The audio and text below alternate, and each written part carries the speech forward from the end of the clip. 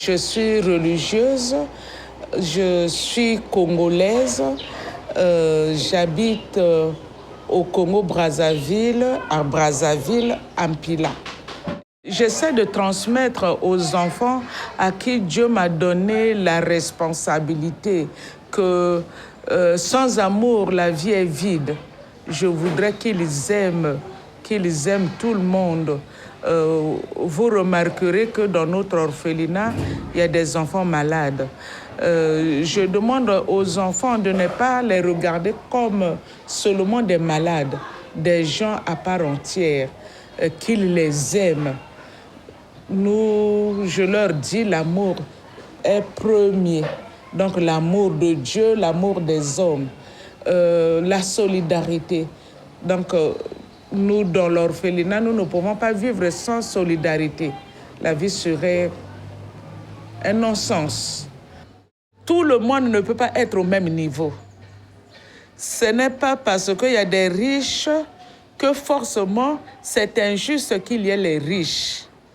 Je pense que quand on est riche, on a une grave responsabilité, une grande responsabilité envers ceux qui ne sont pas aussi nantis que quand on est riche. Donc le devoir du riche est de soulager la misère des autres.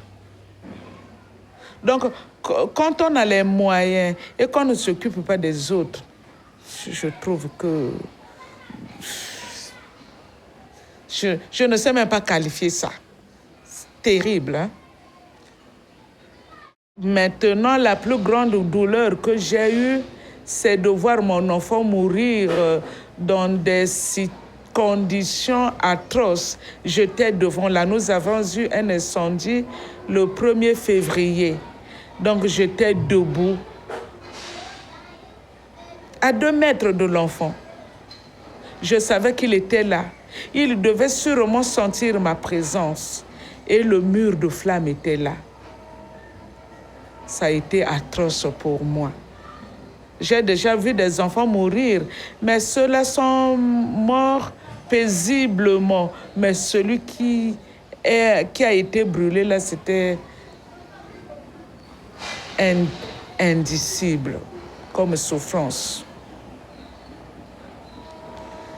Ma plus grande douleur, pour le moment, c'est ça. J'y repense tout le temps. En ayant mon orphelinat, malgré les difficultés, et ils sont légion, j'ai la paix, j'ai la joie de souffrir un peu pour les autres.